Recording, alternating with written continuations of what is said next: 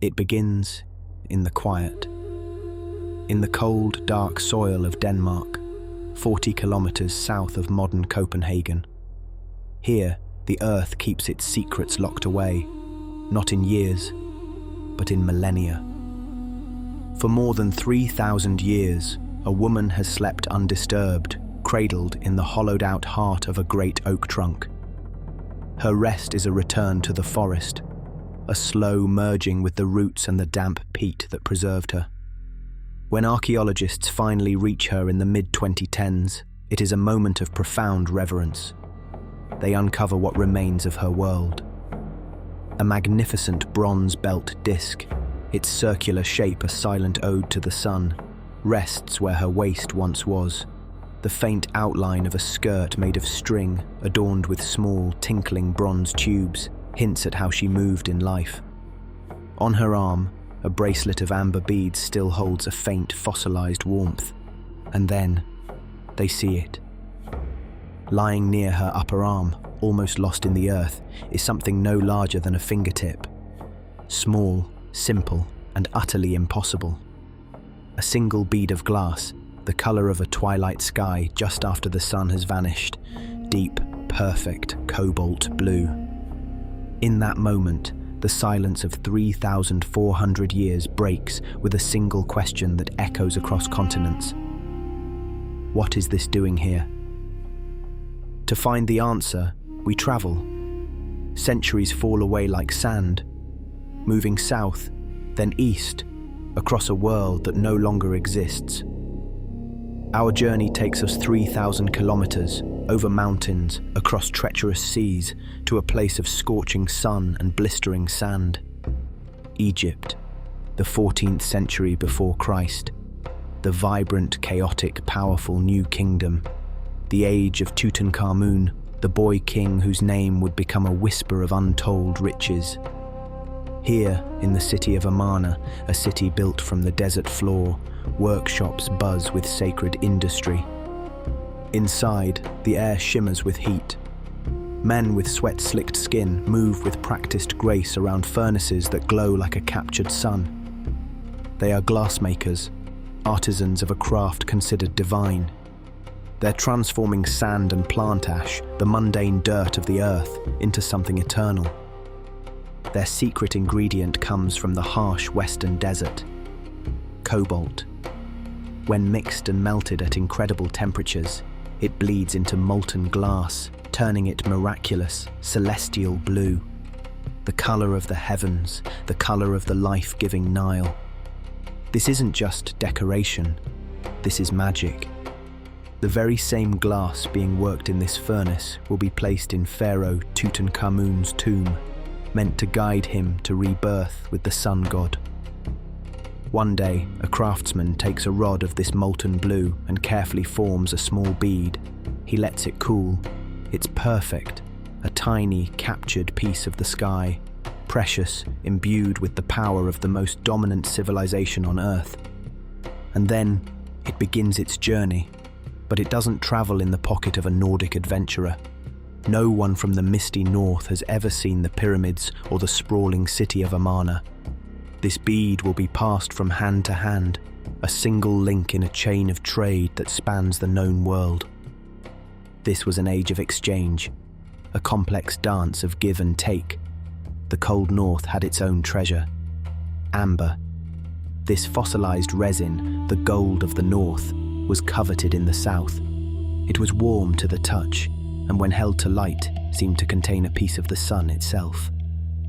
Archaeologists have found Baltic amber in the grand tombs of Mycenaean Greece, in the Syrian palace of Katna, and resting against the skin of pharaohs.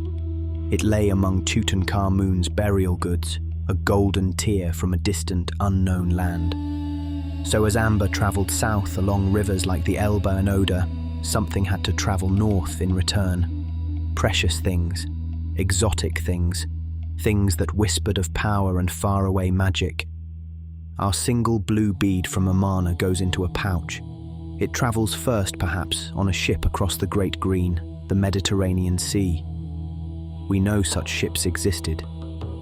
Off the coast of modern Turkey, archaeologists discovered the wreck of a vessel called the Uluburun, dating to around 1300 BC. It was a time capsule of this lost world. Its cargo was staggering: copper ingots, tin, ebony, ivory, spices, and among it all, more than 150 glass ingots, many brilliant cobalt blue from Egypt and Mesopotamia. Nestled beside them, beads of Baltic amber. The amber road and the glass route meeting on a single ship, now resting in the silent depths. Our bead survives its sea journey. It reaches Greece, where the mighty Mycenaeans control the trade hubs. Here, it's exchanged, perhaps for weapons, pottery, wine. It's a currency of wonder. From Greece, it moves north again, past to chieftains in Italy, crossing the formidable Alps through high passes like the Brenner. With every transaction, its origin story grows fainter. The memory of the hot Egyptian sun, the smell of the furnace, the name of the pharaoh, it all fades. But its power doesn't. If anything, its power grows. The further it gets from its source, the more mysterious it becomes. It's no longer a piece of Egyptian craft. It's a shard of distant sky, a star fallen to earth. It travels through the dense forests of Central Europe, traded between tribes whose names are lost to time. Exchanged, perhaps, for furs, for salt, or for the raw amber just beginning its own journey south. The bead becomes part of a vast, unwritten ledger of favors, alliances, and prestige. After a journey that could have taken months, years, or even a generation, it finally crosses the Baltic Sea. It arrives in the land that will one day be called Denmark. Here, the world is different. The sun is fleeting, precious, its warmth a blessing, its absence a threat. The people here track its journey across the sky with desperate devotion. Their chiefs and priestesses adorn themselves with symbols of its power, great shining bronze discs and the captured sunlight of amber. Into this world of gold and yellow comes the blue bead, the color of sky, sea, heaven. When it's given to the woman from Ölby, let's call her Solveig, it's the most exotic thing she's ever seen. It feels cool and smooth against her skin, stark contrast to the organic warmth of her amber. To her, this bead isn't from a workshop in a faraway desert. It's a tear from a god, a piece of the firmament made solid. When she wears it, strung with her amber, it's more than jewelry. It's a prayer, gold of the sun and blue of the sky united, a plea for warmth, for light, for life. A symbol of her status, yes, only the elite could possess such treasure, but also a piece of her faith, a tangible link to the cosmic cycles that govern her existence. For years, she wears it. It's with her as she governs her household, presides over ceremonies. When she dies around 1400 BC, her community prepares her for her final journey. They dress her in her finest clothes, bronze belt plate, string skirt, amber bracelet. They place her in the hollowed oak, a vessel to carry her into the afterlife. And with her, they place the bead, the tiny star from another world, the prayer for her soul to be reborn, just as the sun is reborn every morning. There she lay for 3,400 years, her story and the story of the bead sealed in earth.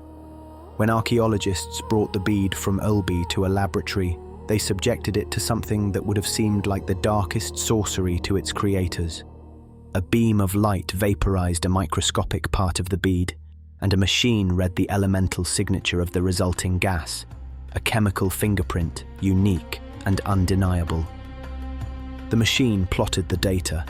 High concentrations of cobalt, yes, but also nickel, zinc, and manganese. Scientists checked their reference samples, a library of chemical signatures from ancient glass workshops. And there it was, a perfect match. The fingerprint belonged to glass made in Amarna, Egypt during the 18th dynasty. The impossible was confirmed. But this is where the story deepens, where a single thread of connection explodes into a tangled continental web. The research team didn't just analyze the Ölby bead. they gathered 22 others, found in graves and hoards across Denmark. They expected more evidence of the Egyptian connection. They found one more. A second cobalt blue bead from a site called Hesselager also matched the Amarna profile. 2 beads, 2 silent ambassadors from the kingdom of the pharaohs, but the rest, the other 21, their chemical fingerprints were different, also cobalt blue, but the trace elements told a different story. Higher ratios of chromium to lanthanum, variable levels of zirconium and titanium. A different recipe, made with different sand, different plant ash, a different master's touch. This glass wasn't from Egypt. It was from even further away. Its fingerprint matched glass debris from the ruins of Nippur, a city in the heart of Mesopotamia, modern-day Iraq. Suddenly, our mental map has to be redrawn. This wasn't simple bilateral trade between Egypt and Scandinavia. It was a network of staggering complexity. Glass from rival superpowers, Egypt and Mesopotamia, was traveling along the same corridors, passed through the same hands, to end up buried in the same small region of northern Europe. At Skridstrup, a woman was buried with Mesopotamian glass and local amber. At a site called Humlum, a hoard of 44 blue beads, all from Mesopotamia, was uncovered, dating to the 12th century BC. Of the over 290 ancient glass beads found in Denmark from this period, the vast majority analysed are Mesopotamian. Only 2 so far are Egyptian. The woman in the oak coffin at Ulby was exceptional, not just for having glass, but for having rare, Egyptian-made glass.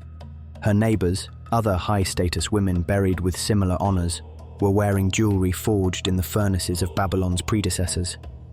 2 women in nearby Bronze Age villages, both wearing a tiny blue bead as the ultimate mark of prestige. Neither has any idea that her bead was made 1,000 kilometers away from her friends, in a rival empire with different gods and customs. To them, it's simply magic, a sky stone. But to us, it reveals the breathtaking scope of their forgotten world. It proves these Nordic communities weren't isolated tribes at the edge of the map. They were players, distant ones, in a globalized economy connecting the Baltic to the Near East. This intricate world wasn't to last. Around 1200 BC, the world broke. Historians call it the Late Bronze Age collapse. The great empires of the Eastern Mediterranean that anchored this network fell into chaos. The Mycenaeans in Greece, the Hittites in Anatolia, the great powers in the Levant, they all crumbled. Cities burned, trade routes severed, literacy was lost in many places. It was a dark age, brought on by what historians believe was a perfect storm: climate change, famine, and invasions by mysterious groups called the Sea Peoples. The flow of precious goods, the glass, tin, copper, ivory, slowed to a trickle, then stopped. The amber road and glass route fell silent. The world became smaller, more fractured, more dangerous. Knowledge of distant lands faded into myth and legend. In Denmark, the memory of Egypt and Mesopotamia vanished completely. The blue beads were still treasured, passed down as heirlooms, but their true origin was forgotten. They became, once again, simply magic, sky stones. And so the woman in the oak coffin at Ulby and her single blue bead waited. They waited as the Iron Age dawned, as the Roman Empire rose and fell, as Viking longships sailed from their shores. They waited through the Middle Ages and Renaissance. They waited as science slowly unlocked the secrets of elements, of atoms and isotopes. They waited for us, to find them, to read the chemical signature in that tiny piece of glass and, in doing so, resurrect a lost world. The discovery of these beads does more than prove ancient trade existed. It forces us to reconsider the people of the past. Solveig wasn't a primitive tribeswoman in an isolated wilderness. She was a woman of wealth and power, living at the furthest edge of a sophisticated international network. The bead she wore was testament to a connected world, where an object could travel 5,000 kilometers and link the fate of a Nordic priestess with that of a pharaonic artisan. Her world, in some ways, wasn't so different from ours. A complex global economy dependent on fragile supply chains and the stability of distant superpowers. And her world shows us what happens when those connections break. We're left with questions that science cannot answer. Did Solveig know, even in mythic terms, how far her bead had traveled? What stories did she tell about it? When she held that cool, smooth piece of Egyptian sky in her hand in the grey light of a Danish winter, did she feel a connection to the sun-drenched land where it was born? We can analyse the glass, but we can never analyse the meaning. We can trace its journey on a map, but we can never retrace the human hopes and beliefs invested in it along the way. All we can do is stand in the quiet of that Danish forest, look at the empty space in the hollowed oak, and wonder. Wonder about the woman who was laid to rest here, with her amber sun and her little blue star from a desert kingdom, long, long ago. If the echoes of forgotten worlds call to you, there are more stories waiting to be unearthed. Subscribe and join us on the next journey into the past.